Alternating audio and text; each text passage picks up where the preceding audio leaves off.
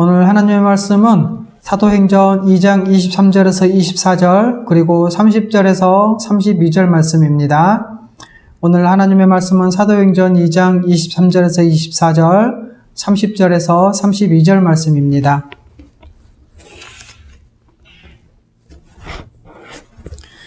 찾으셨으면 함께 읽도록 하겠습니다. 23절입니다. 그가 하나님께서 정하신 뜻과 미리 알리신 대로 내준 바 되었거늘 너희가 법 없는 자들의 손을 빌려 못 박아 죽였으나 하나님께서 그를 사망의 고통에 풀어 살리셨으니 이는 그가 사망에 매여 있을 수 없음이라.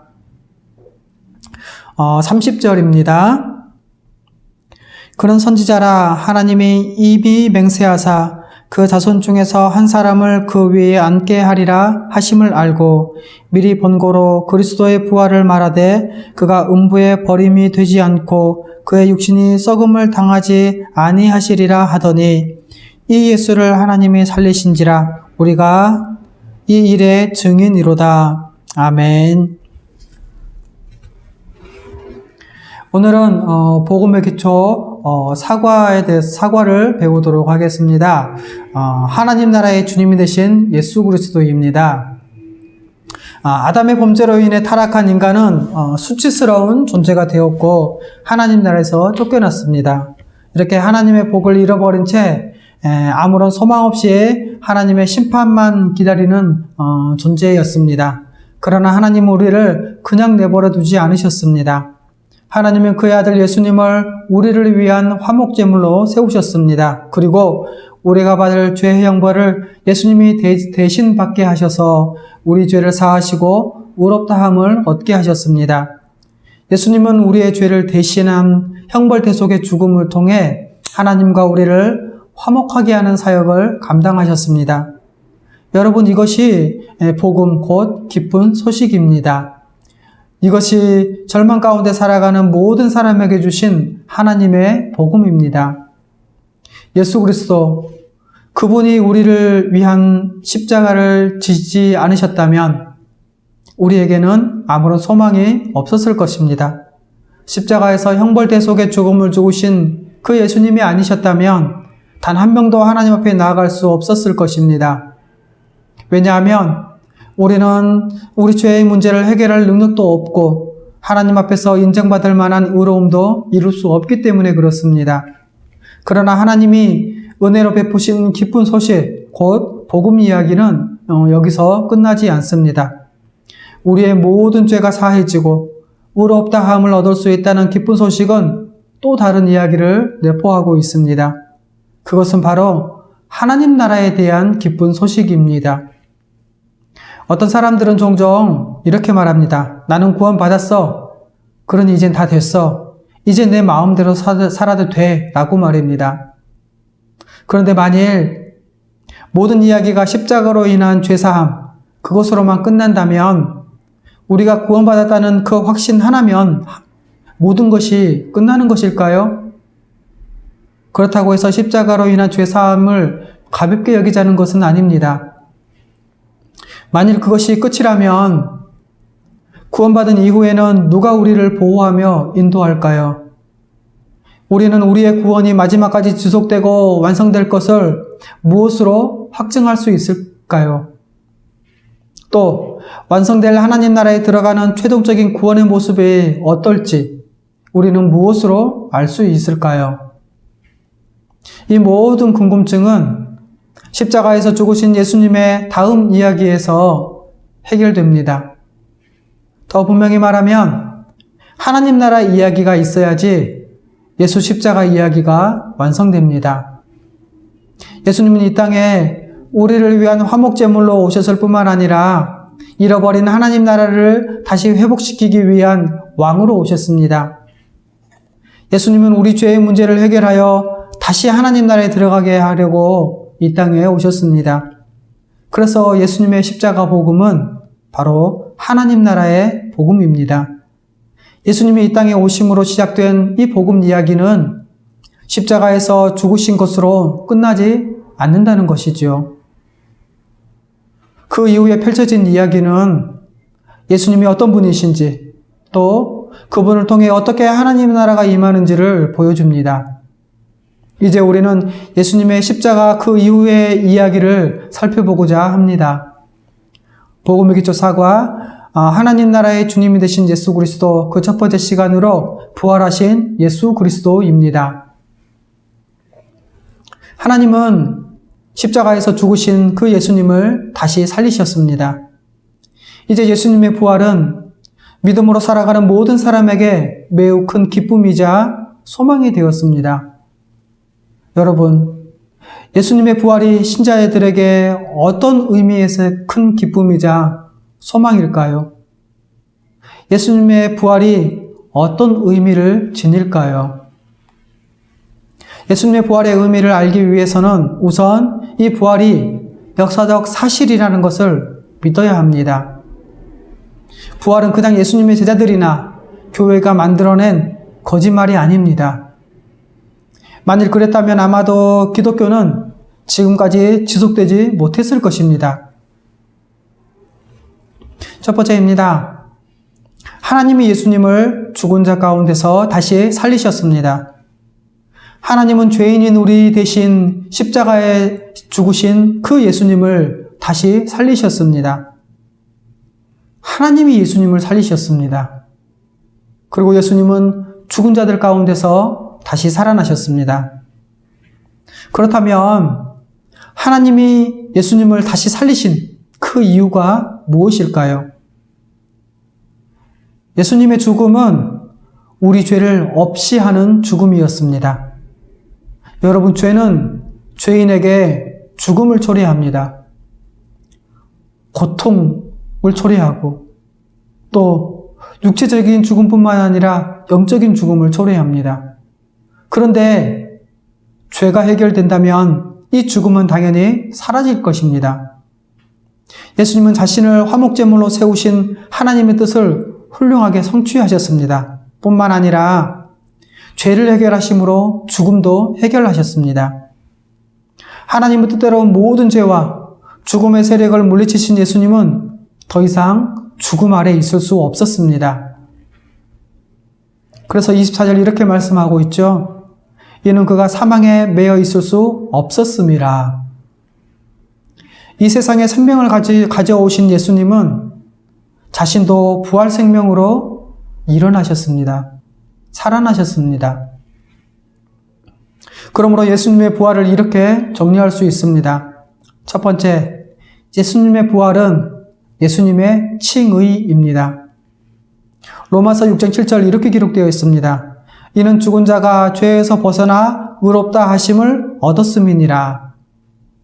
예수님의 부활은 예수님 그분 자신이 하나님 앞에서 의롭다는 것을 의미합니다.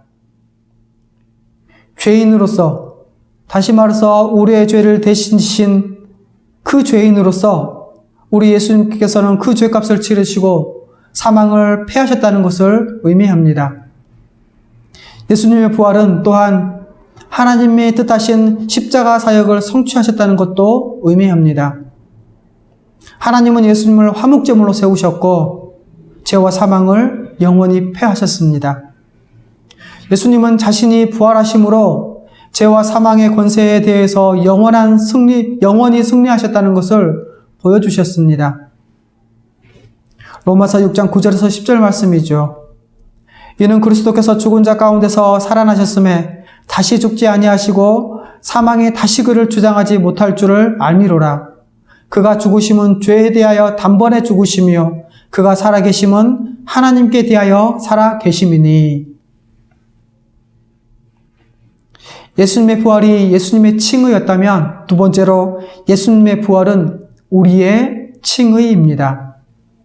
로마서 3장 20절 말씀이죠. 곧 이때 자기의 의로우심을 나타내사 자기도 의로우시며 또한 예수 믿는 자를 의롭다 하려 하심이라. 예수님의 부활은 신자들의 모든 죄가 사해지고 하나님 앞에서 의롭다 하심을 얻었다는 증거입니다. 우리 모든 죄는 예수 그리스도께서 짊어지셨습니다. 그리고 십자가에서 형벌 대속의 죽음을 죽음으로써 우리의 모든 죄값을 치르셨습니다. 우리의 모든 죄는 예수 그리스도의 죽음으로 없어졌습니다. 그래서 하나님은 그리스도의 십자가를 보고 우리의 죄를 간과하셨습니다. 그러므로 예수 그리스도의 부활은 우리가 의롭다는 증거입니다. 이제 모든 신자들이 그 부활 생명, 곧 하나님의 임재, 임마누엘이라고 하지요. 하나님의 임재와 교제, 그리고 하나님 나라 곧 천국의 복을 누린다는 것을 의미하기도 합니다. 이처럼 예수님의 부활로 인해 예수님의 십자가는 하나님의 지혜요, 능력이라고 성경은 말씀하고 있습니다. 그리고 그것이 분명히 밝혀졌습니다.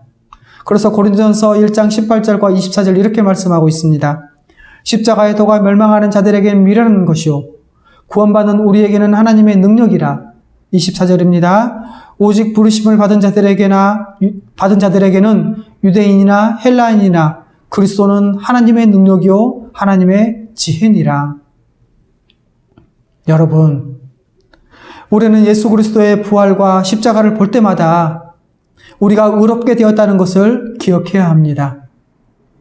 우리가 죄를 지어 낙심할 때 우리는 십자가를 보며 우리 죄가 예수 그리스도의 형벌대속적 죽음으로 모두 해결됐다는 것을 믿어야 합니다. 그리고 예수님의 부활을 우리의 죄가 모두 해결되었다는 그 증거로 삼아야 합니다. 두 번째입니다. 예수님의 부활은 역사적 사실입니다. 예수님의 부활은 증거와 증인이 있는 명백한 역사적 사실입니다. 예수님의 부활은 2000년 전 팔레스타인 한 지역에서 실제로 일어나는 역사적 사실입니다. 우리가 살아가는 이 역사 속에서 일어난 일입니다. 영향력 따위가 아니라는 말이죠. 우리 그리스도인들은 예수님의 부활을 증거와 증인이 있는 명백한 역사적 사실로 지금까지 믿어왔고 지금도 믿고 있습니다. 그렇다면 교회는 왜 예수님의 부활이 사실이라고 주장할까요? 예수님의 부활이 역사적 사실이 아니라면 그것은 우리가 믿는 모든 것이 헛되기 때문에 그렇습니다. 또 예수님의 부활이 역사적 사실이 아니라면 우리의 죄 사함도 없고 또 부활도 사실이 아니기 때문에 그렇습니다. 그래서 고린도전서 15장 17절에서 19절 이렇게 말씀하고 있습니다. 그리스도께서 다시 살아나신 일이 없으면 너희 믿음도 헛되고 너희가 여전히 죄 가운데 있을 것이요 또한 그리스도 안에서 잠자는 자도 망하였으리니 만일 그리스도 안에서 우리가 바라는 것이 다만 이 세상 삶뿐이면 모든 사람 가운데 우리가 더욱 불쌍한 자이리라. 그러나 예수 그리스도의 부활을 믿지 않는 사람들이 말하기를 상식적으로 일어날 수 없는 일이라고 말합니다. 하지만 예수님의 부활이 역사적 사실이라는 것을 입증하는 많은 증거와 증인들이 있습니다. 고고학적으로 보아도 예수님의 부활은 아주 강력하고 확실한 근거가 있는 역사적 사실이라는 것이죠. 예수님의 부활에 대한 가장 확실하고 가장 큰 증거는 바로 예수님의 빈 무덤입니다. 예수님이 죽으신 후 3일째 새벽에 예수님을 따르던 사람들이 무덤에 찾아갔을 때 그 무덤은 비어 있었습니다. 또 예수님은 사흘 후에 부활할 것이라고 이미 말씀하셨죠. 예수님의 부활은 심지어 구약 성경에도 예언되어 있습니다. 그리고 대제사장들과 바리새인들이 이 예수님의 말씀을 기억하고 경계할 정도로 예수님도 여러 차례 말씀하셨습니다. 그런데 대제사장들은 경비병에게 그 무덤을 지키도록 했죠. 그런데 그 무덤은 비어 있었습니다. 그래서 마태복음 27장에는 이렇게 말씀하고 있죠. 이렇게 기록되어 있죠. 그 무덤을 사흘까지 굳게 지키게 하소서라고 대제사장들이 요청합니다. 빌라도에게요. 그래서 빌라도가 말합니다. 빌라도가 이르되 너희에게 경비병이 있으니 가서 힘대로 굳게 지키라 하거늘 그들이 경비병과 함께 가서 돌을 임봉하고 무덤을 굳게 지키니라. 예수님이 묻히신 무덤을 로마 경비병이 굳게 지키기까지 했던 것, 그렇게 했기 때문에 무덤이 비었다는 이 사실은 상당한 의미가 있는 증거라고 할 수가 있습니다. 후에 예수님을 모함하고 죽도록 꾸몄던 대제사장들은 예수님의 무덤이 비어있자 다시 로마 경비들에게 돈을 주고 제자들이 도둑질한 것으로 꾸며대죠. 예수님의 부활은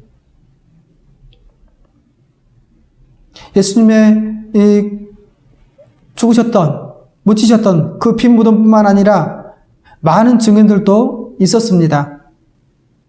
최초로 빈 무덤을 보고 또 부활하신 예수님을 만난 증인들, 그들은 예수님의 제자들과 예수님을 따르던 여인들이었습니다.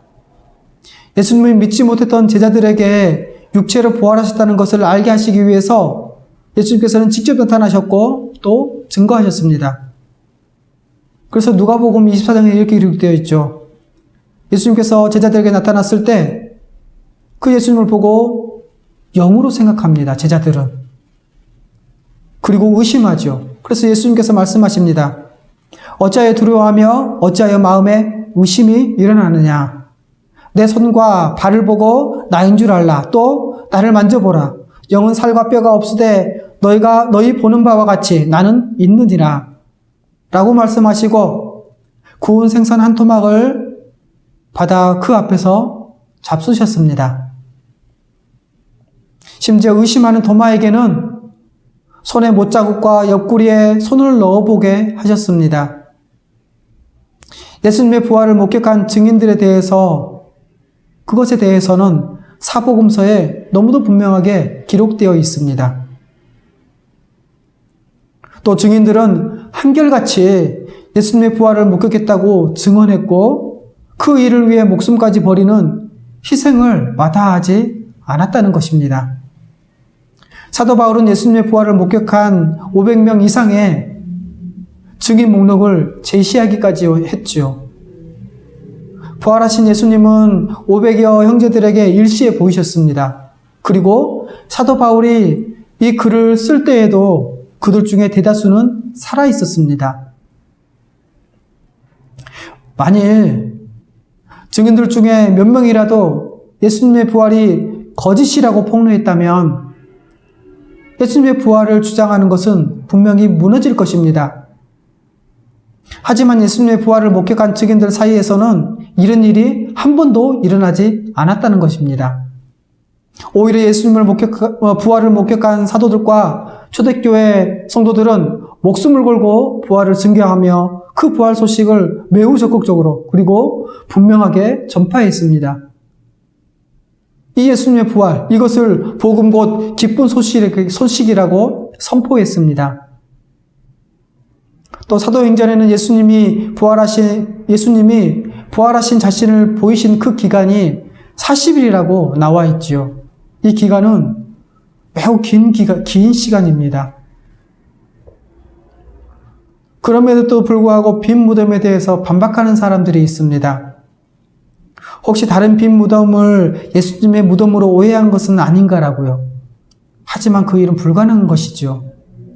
또 빈 무덤이 부활의 증거라는 그 주장이 너무나 강력하기 때문에 그에 대한 반대하기 위해서 또 부활을 부정하기 위한 가장 대표적인 이론이 바로 도적설입니다.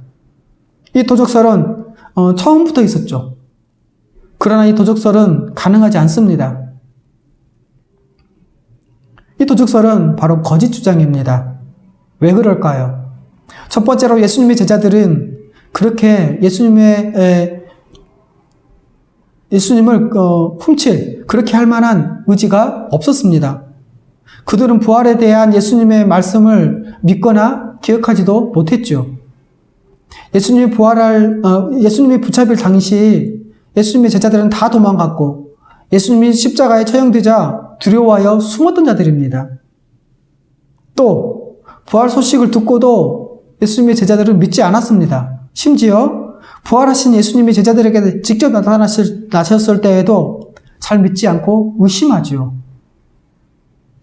두 번째로 무력을 지닌 경비병들이 특별히 도적에 대비해서 무덤을 지키고 있었다는 것입니다. 그런 무장한 경비병들을 유약한 제자들이 물리치고 무덤을 임봉한 그 거대한 돌을 굴려내고 예수님의 시신을 훔쳤다는 것은 말이 되지 않는다는 것입니다. 마지막 세 번째로는 예수님의 부활을 증거한 제자들의 삶입니다. 여러분, 모든 거짓말에는 이유가 있다고 합니다. 만일 제자들이 그렇게 했다면 아마도 자신들의 유익을 위해서 그렇게 했을 것입니다. 만약 부활이 거짓이었다면 제자들은 그것을 이용해서 이득을 취했거나 했을 것이지 죽기까지 자신들의 희생하는 그러한 삶을 살지 않았을 것입니다.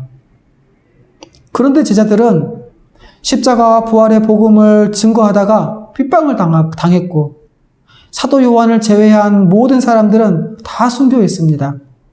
또 순교하지 않았더라도 부활을 소망하지 않고서는 택할 수 없는 고난의 삶을 살았습니다. 이처럼 예수님의 제자들의 삶은 부활을 의심할 수 없게 합니다. 오히려 사도들의 삶은 부활을 전하면서 고난의 삶을 살았습니다. 예수님의 부활은 다시는 사망이 지배하지 않는 영원하고 영광스러운 몸의 부활입니다. 예수님의 부활은 일시적 부활이 아닙니다. 살아났다가 다시 죽는 부활이 아니라는 것이죠. 다시는 사망이 지배하지 않는 영원한 부활입니다. 그래서 예수님의 부활을 부활의 첫 열매라고 하지요. 예수님의 부활은 영광스러운 몸으로 다시 살아난 그런 부활이었습니다. 여러분, 예수님은 십자가에서 우리를 위해 대신 죽으심으로 우리 모든 죄의 문제를 해결하셨고 죄의 결과인 사망을 이기셨습니다. 그리고 사망의 지배를 끊어버리고 완전한 사람으로 부활하셨습니다. 이같이 예수님의 부활은 예수님을 믿어 모든 죄 사함을 받은 우리에게 중요한 영향을 미칩니다. 세 번째입니다. 예수님의 부활은 우리의 영적 부활의 원천이며 육적 부활의 근거가 됩니다. 우리도 예수님의 부활에 참여합니다. 우리도 예수 그리스도를 믿음으로 예수 그리스도와 함께 십자가에서 죽었습니다. 예수 그리스도의 형벌대속죄 죽음으로 우리의 죄가 사해졌습니다. 부활은 그 죄사함의 증거입니다. 따라서 우리도 마지막 날에 부활할 것입니다. 예수님께서 그것을 약속하셨습니다. 믿는 우리는 예수 그리스도 안에서 그분에 의해 참여했듯이 그분의 부활 생명에도 참여할 것입니다. 아니, 우리는 예수 그리스도를 믿음으로 영적 부활에 이미 참여했습니다. 영적 부활은 이미 예수님의 부활 생명에 의해 시작되었습니다. 신자는 하나님과 교제가 회복되고 그분의 임재를 누리고 있습니다. 우리의 영혼은 그리스도를 믿고 부활해서 하나님과의 교제를 누리고 있습니다. 영원한 생명을 우리는 이미 얻었습니다. 뿐만 아니라 점차 예수 그리스도처럼 거룩하고 아름답고 하나님의 형상으로 변해갑니다. 이것이 곧 부활의 증거입니다. 또 영적 부활은 육적 부활, 즉 몸의 부활의 시작이요 보증입니다. 우리도 마지막 날에 예수 그리스도와 같이 육체를 입고 몸을 입고 부활할 것입니다. 그러므로 영적 부활은 육적 부활의 시작이요 보증입니다. 그래서 로마서 8장 11절 이렇게 기록되어 있죠. 예수를 죽은 자 가운데서 살리신 이의 영이 너희 안에 거하시면 그리스도 예수를 죽은 자 가운데서 살리신 이가 너희 안에 거하시는 그 영으로 말미암아 너희 죽을 몸도 살리시리라. 우리 신자들도 예수님처럼 영광스러운 부활에 이를 것입니다. 그래서 성경은 우리의 부활에 대해서 썩지 않을 영원한 몸으로의 부활, 영광스럽고 강하며 신령한 몸으로의 부활이라고 묘사하고 있습니다. 바로 고린도전서 15장 말씀이죠. 42절에서 44절 말씀입니다. 죽은 자의 부활도 그와 같이 썩을 것으로 심고 썩지 아니할 것으로 다시 살아나며, 욕된 것으로 심고 영광스러운 것으로 다시 살아나며, 악한 것으로 심고 강한 것으로 다시 살아나며, 육의 몸으로 심고 신령한 몸으로 다시 살아나나니, 육의 몸이 있은즉 또 영의 몸도 있느니라. 그러므로 우리는 날마다 예수님의 재림과 우리의 부활을 소망하며 살아가는 것입니다. 말씀 정리하겠습니다. 하나님 나라의 주님이 되신 예수 그리스도, 그 첫 번째 시간으로 부활하신 예수 그리스도입니다. 하나님이 예수님을 죽은 자 가운데서 다시 살리셨습니다. 예수님의 부활은 예수님의 십자가 사역이 하나님의 뜻대로 성취되었음을 증명합니다.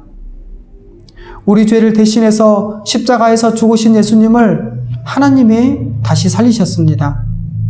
십자가는 예수 그리스도의 형벌대속적 죽음을 보여줍니다. 십자가는 우리의 죄가 사해졌다는 것을 보여줍니다. 우리는 이것을 믿을 때 구원을 얻습니다. 이제 이것을 믿는 우리는 모든 죄를 사함받고 하나님 앞에 나아갈 수 있게 되었다는 것입니다. 예수님의 부활은 우리 죄사함과 칭의와 또 생명과 천국에 대한 확신을 줍니다. 부활은 우리의 죄가 사해졌다는 증거입니다. 부활을 보면 우리는 실제로 죄사함을 받았다는 것을 확신하며 살아갈 수가 있습니다.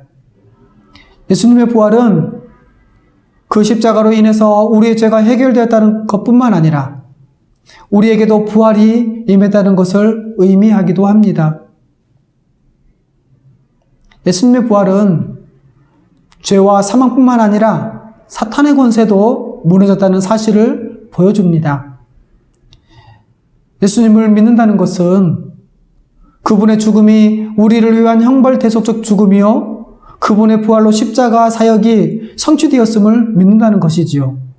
그래서 예수 그리스도와 그분의 형벌 대속적 죽음을 믿는 모든 자에게 죄와 사망의 권세가 사라졌습니다. 죄와 사망을 무기로 우리를 지배하며 그 힘을 떨쳤던 사탄과 악한 영적 세력도 이제 무력하게 되었습니다.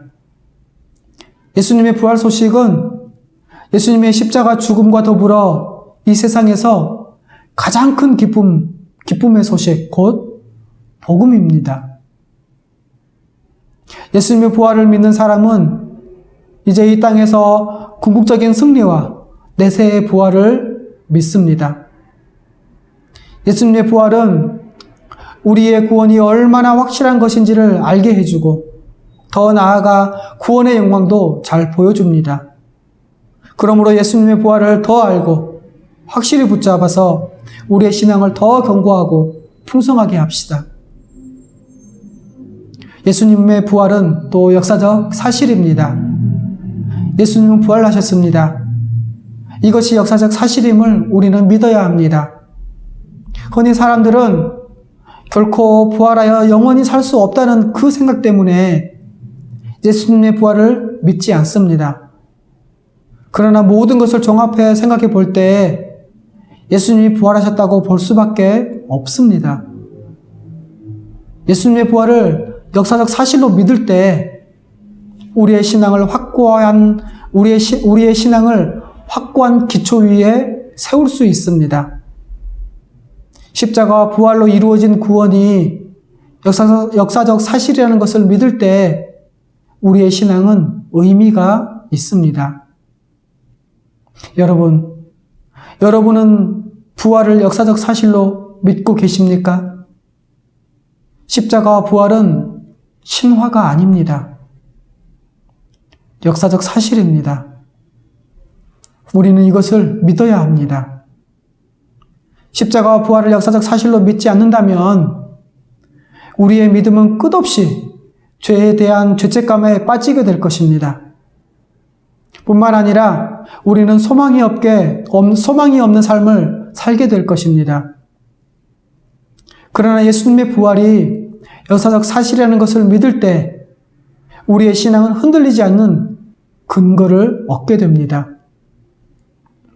우리가 기쁘고 힘있는 신앙생활도 할 수 있습니다. 우리의 믿음은 헛것이 아닙니다.